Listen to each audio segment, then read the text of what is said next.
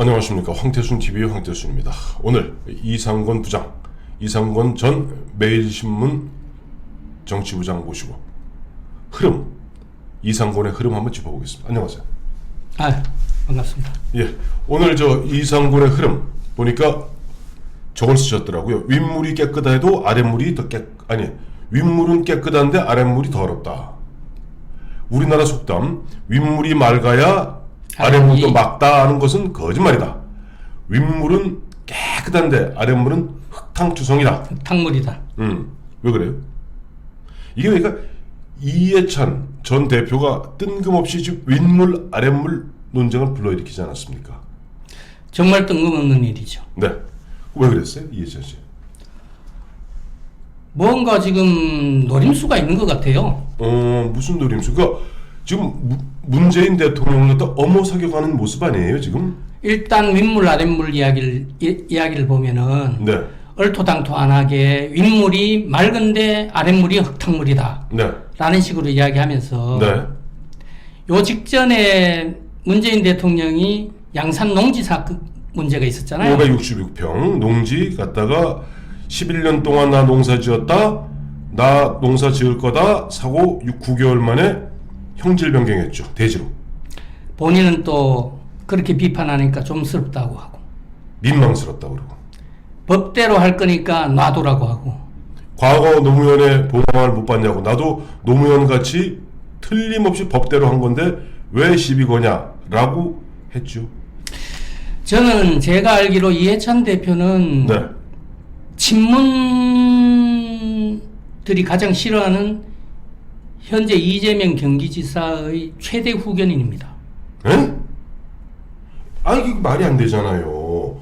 지금 문재인 정권에서 바로 직전까지 2년 동안 당 대표를 했던 것이 이해찬 씨고, 물론 이해찬 씨가 보면은 뭐 운동권 경력은 저 문재인 대통령보다 한 100배쯤 강합니다만은 그래도 이재명 그 경기지사 그렇게 후원하는 줄 몰랐는데요. 지난 경기지사 선거 때도 아주 적극적으로 후원을 했고요. 네네. 이후에 각종 그 행보를 보면 본인 비서실장이 이재명 지사 평화부지사로 간다든지. 뭐 이화영 전 의원?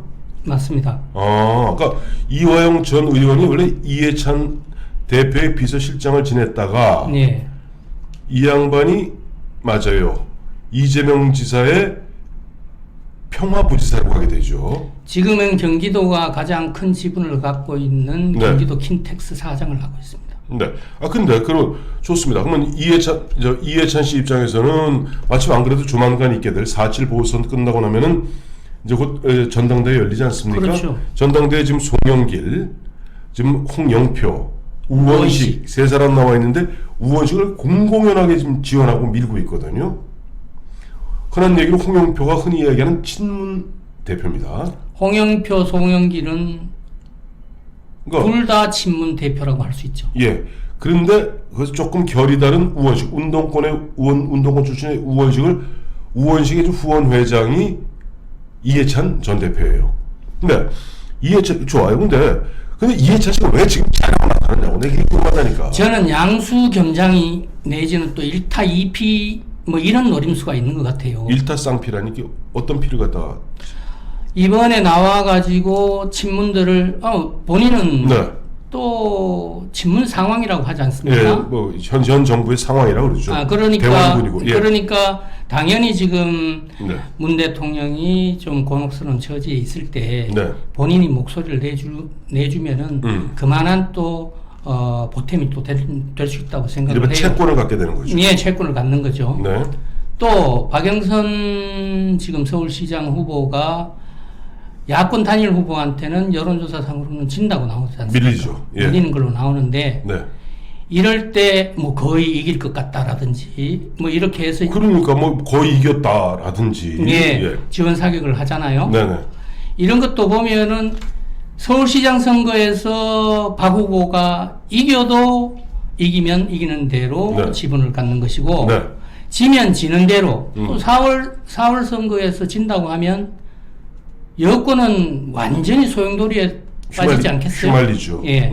이런 상황이 되면은 이해찬 전 대표 같은 대단한 사람 아닙니까? 13대 때부터. 아이고, 7선입니다. 황 대표도 잘 알고 계시지만 학생운동 시절에 그렇지. 이해찬 전 대표가 했던 그런 그 역할이라든가 이런 거 생각하면은 대단한 분입니다. 그렇죠. 뭐 잠깐 여기서 뭐 짚고 넘어가자면은 원래 저 이과로 들어왔다가 예. 그다음에 사회학과로 그다음에 다시 시험을 봐서 들어옵니다. 그러다가 그 당시 이제 한창 핵심 하다가 우리 긴급 조치가 되면서는 운동권을 꽝 얼어붙으니까 그 당시 관악 서점인가 학교 앞에서 서점 장사하면서 책 팔면서 서점 운영했죠. 서점 운영하면서 애들한테 특히 거기 주로 많이 활용하던 친구가 7, 8학번의 유시민입니다. 그 몰래 본 막스 뭐 이런 거 갖다가 그래서 유시민 의원이 보좌관 했잖아요. 저하고 13대 같이 보좌관으로 했습니다. 예. 그래요. 그야말로 문재인이 그야말로 지금 보면은 운동권 옛날 장기표 선생이 얘기하지 않았습니까? 문재인은 운동권 족보를 보면 진짜 사쿠라 운동권이다. 그건 어디 축에도 못 낀다. 그렇죠. 그리고 그쪽 세계에서는 운동권 경력에서 밀리면 아무리 내가 대통령이고 아무리 내가 국무총리라도 그 밑에 실창한테 절절기기 마련이다. 라고 얘기했는데 이와 같은 상황, 사실 현재 살아있는 운동권 경력으로 최고의 경력을 갖고 있는 이해찬 씨, 7선 전 의원의 이해찬 씨가 짠 나타나서 일단은 박영선도 돕고 또 이재명도 돕고. 그렇죠. 제가 안 그래도 우리 이 대표 오기 전에 이 부장 오시기 전에 오전에 하나 만든 요지는 그거였어요. 이번에 짠 나타난 것은 결국 이해찬 씨가 이번 지방선거에서는 일단 야당한테 지더라도 내년 대선만 지키면 되는 것 아니냐. 그렇다면은 대선에서 이기기 위해서는 마치 2012년에 사실 어리버리했던 문재인 씨를 갖다가 얼굴마당 간판으로 썼듯이 이번에 좀 마음에는 안 들고 특히 이 친문들 대깨문들한테는 공격을 당하고 있지만은 그래도 전투력에 있어서만은 가장 1등인 이재명을 갖다가 좀 보호하면서 키우겠다. 그래서 그러기 위해서는 대전제가 4.7 보선 이후에 보면은 어쨌든 전당대회 있게 되고 개각이 있지 않겠어요? 그렇죠. 그때 자연스럽게 문재인을 탈당, 즉 사실상 출당시키는 거 아닌가 하는 그런 말씀을 드렸는데 어떻게 생각하세요? 여러 가지 시나리오가 있겠지만 네네. 저는 일단 이해찬 씨가 네네. 여러 가지 노림수로 지금 시점에 네네. 짜잔 등장을 했다고 생각을 해요. 네네. 친문들은 친문들대로 내가 친문의 상황 내지는 친문의 대부로서 역할을 하겠다라고 해서 네. 향후 정치 일정에서 여권이 주도권을 쥘 수 있도록 네네. 내가 있으니까 아니면 대통령이 흔들리더라도 뭐 이런 나름대로의 그런 좀 신호를 좀 던지는 것이고 시그널 주는 거군요. 시그널을 주는 거고. 예. 그 다음에 또 본인이 계획을 하고 있는 대권 구도. 네. 대권 구도에서는 제가 볼 때는 현재 여권 후보로 가장 선두를 달리고 있는 이재명 지사와의 관계를 생각을 해서도 네네. 이재명 지사를 미래 권력으로 만드는데 네. 본인이 역할을 하기 위해서 이번에 짜잔 나타난 거 아닌가. 근데 우리 이제 이 부장 말씀을 들어보면은 약간 어떻게 보면 상호 모순적이고 모순을 좀 내포하는 측면이 있다고 봐요. 아까 보면은 이해찬 씨는 어쨌든 간에 이 정권에서 가장 큰 어른이란 말이에요. 그러면서 친문들도 함부로 하나님에게 개일 수 없는 그런 입장에 서 있는데 문제는 지난 연말부터 이재명 지사를 향해서 계속 대깨문들은 탈당하라고 압박을 가고 있지 않습니까?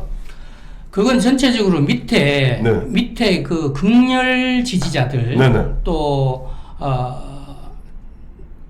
이런 진짜 아래 것들 논리죠. 그러니까 그래서 오늘 제목을 윗물은 깨끗한데 아랫물이 더럽다 그런 거죠. 그러니까 윗물은 문재인, 이해찬, 우원식 또 저 뒤에 막 뒤에 있는 백낙청, 박서훈, 함세웅 이런 사람들은 윗물이고 이런 나름대로 큰 그림이 있을 겁니다.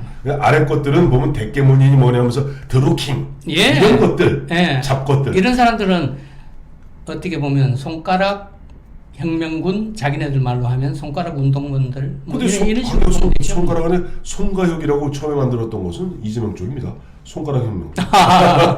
그래요. 그러니까 이제 윗물은 맑은 데가 굉장히 중의적이네. 근데 사실 원래 이제 우리 이 부장이 처음에 윗물은 깨끗한데 아랫물이 더럽다라고 그야말로 이해찬 씨가 궤변을 통하고 나온 것은 우리 이 부장이 보시기에 무슨 뭐 넷플릭스 무슨 영화 봤다면서요? 그게 이제 지금 친문들이 한창 윤석열 쪽 쫓아내기를 할 때 작년에. 네네. 그러니까 재작년 하반기 조국 사태 이후라고 보면 되죠. 조국 사태 이후에 윤석열이 갑자기 적폐청산 수사를 전 정권 적폐청산 수사를 하다가 조국 사태 이후로 돌지 않습니까? 살아있는 권력에 칼을 들이대잖아요. 이러니까 이제 친문들이 지금 넷플릭스 영화 중에 룰라 전 대통령이라고 브라질 전 대통령이었습니다. 룰라. 이 사람이 상당히 좌익의 대부, 좌파의 대부, 또 남미민주화의 차베사하고 같이 옛날 차베사하고 같이 이렇게 그렇죠. 그러나 이 사람 그 파리를 많이 해요. 그래서 이제 뭐 SNS라든지 이런 걸 통해서 이 사람을 소재로 해가지고 만든 넷플릭스 영화가 있는데 위기의 민주주의라는 영화가 있어요. 그걸 이제 많이 보라고 선전을 하면서. 그건 저거라면서요. 일종의 다큐멘터리 필름인데 여하튼 이 룰라 전 대통령 지지자가 만든 다큐멘터리 영화예요. 그게 보면은 룰라 전 대통령은 지금 현재 우익이 브라질 정권을 잡고 있지 않습니까? 그렇죠. 우익이 정권을 잡고 있는데 이 룰라라는 이 좌익의 전사가 우익에 의해서 핍박당하는 걸로 그렇게 이제 표현이 돼 있는 거예요. 그래서 그렇게 그 영화대로 하면은 지금 현재 브라질의 우익은 룰라를 지금 현재 집권세 우리 그 권력 핵심을 수사하고 권력 핵심과 대결하고 있는 윤석열이 우익이 되는 거예요. 근데 그건 그러니까 룰라가 자신들이라는 거죠. 룰라가 근데 우리 이상곤 부장은 거기서 그것이 그 뇌리를 친 것이 아니라 룰라가 퇴임식하면서 저는 그 영화를 우연하게 보게 되었었는데 그 영화를 보니까 퇴임식을 할 때 말이죠. 퇴임식을 하는데 취재진이 물을 거 아닙니까? 퇴임식 끝나고 나서 이제 관절을 나오는데 거기에 이제 대통령 궁이 있습니다.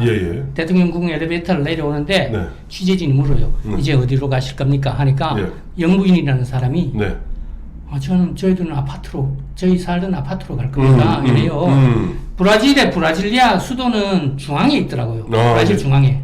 근데 상파울루주는 이쪽 그 동쪽 바닷가에 있더라고요. 그 바닷가의 상파울루는 우리로 따지면 예를 들어서 수도를 옮긴다면 서울 같은 데가 되겠죠. 옛날에 그런 정도의 그거. 그렇죠. 브라질리아 이전에는 원래 상파울루가 수도였던 것 같아요. 수도였을 거야. 거기에 이제 룰라 전 대통령이 살던 옛날 아파트가 있는데 그리로 간다는 거예요.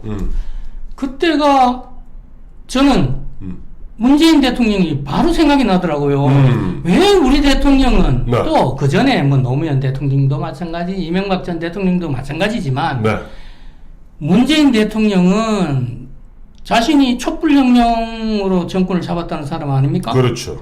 촛불혁명이 뭡니까? 나름대로 진보 세력들 대표적으로 이야기하는 이야기 아니겠어요? 그 진보들이 얘기하는 그거 아닙니까? 반칙과 특권의 시대를 끝내겠습니다. 정의가 패배하고 기회주의가 득세하는 굴절된 풍토는 청산하겠습니다. 그랬던 사람이 기회는 평등하고 과정은 공정하며 결과는 정의로울 것입니다. 자, 나는 왜 내가 살던 집에 못 돌아갈까요? 그랬던 사람이 지금 양산 사저 사가지고 농지법 위반이다. 부동산 심지어 일부에서는 청와대 BH를 LH2기에 빗대가지고 LH라고 안 합니까? 그렇죠. 그러니까 왜 지금의 대통령은 룰라를 그렇게 존경한다고 하는 사람이 본인은 퇴임할 때 이런 문제를 일으키나 이거죠. 그거 모르셨구나. 문재인 대통령이 내로남불의 대명사 아닙니까? 내로남불이 뭡니까? 모든 사항을 선택적으로 해석하는 겁니다. 내가 유리한 거는 취사 선택에서 받아들이고 룰라. 내가 불리한 거는 안 보면 그만입니다. 자, 그래서 오늘 보면 이야기가 그 원래 처음에 시작은 윗물이 맑아야 아랫물도 맑다는 우리나라 속담은 틀린 것이다. 윗물이 맑은데 아랫물이 더럽다는 이해찬 씨로부터 시작해갖고 예. 이 이야기가 그래서 그게 말이 안 된다고 제가 이야기를 그렇죠. 그렇죠? 그 이야기가 바로 문재인 대통령 이 바로 그런 식으로 농지법 위반해 가면서 1340몇 평인가 그중에 물론 경호동 포함입니다. 그중에 566평 농지 전 그야말로 현재 LH의 그 꼼수 부동산 투기하고 똑같은 수법을 쓰고 있지 않습니까? 그럼에도 부끄러운 줄 모르고 부동산 적폐 운운하다가 뜨거워서 또 그 다음날 또 사과했어요.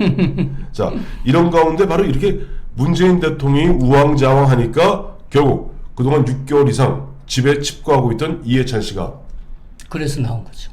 그래서 나왔고 이제는 문재인을 적절한 시점에 정리하고 결국 이재명 중심으로 새로운 정권을 창출하겠다. 이렇게 해석이 되는 겁니까? 4월 7일 이후에는 네. 우리 황 대표님 이야기 같이 네. 그렇게 될 공산도 아주 크다고 봐야 되는 거죠. 그래요.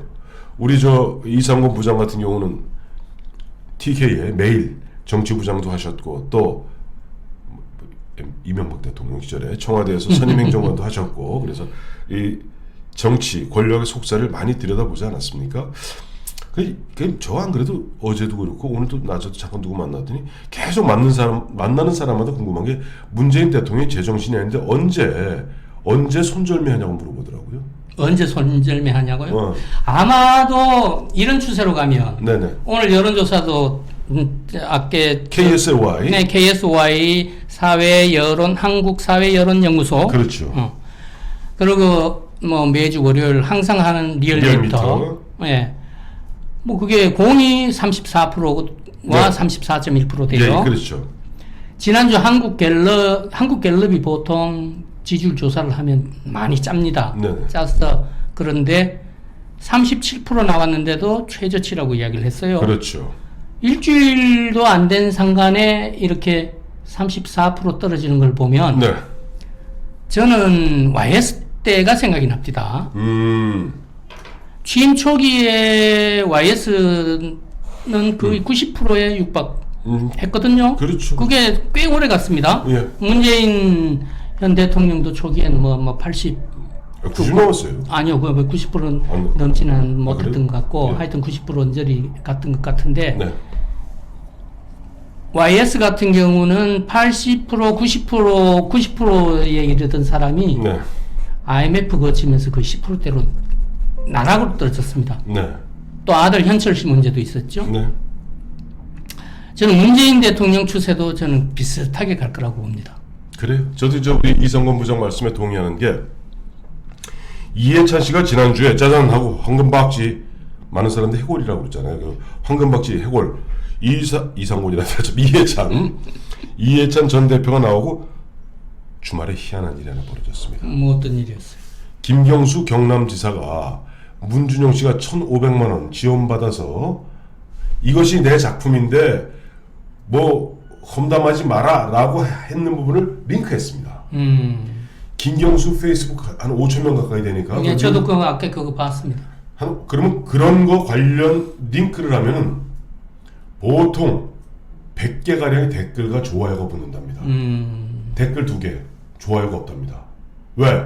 이것이 바로 상징적으로 보여주는 것이 이해찬이 나타나니까 드디어 문재인을 보호하지 않는다는 겁니다. 백개문들이.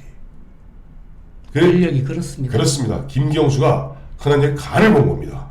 그러면서 뜬금없이 왜가 그 문준용 씨 그 이야기는 이미 몇 달 전 이야기거든요. 그걸 갑자기 링크를 했어요. 그런데 친문들이 관심을 보이고 있지 않은 겁니다.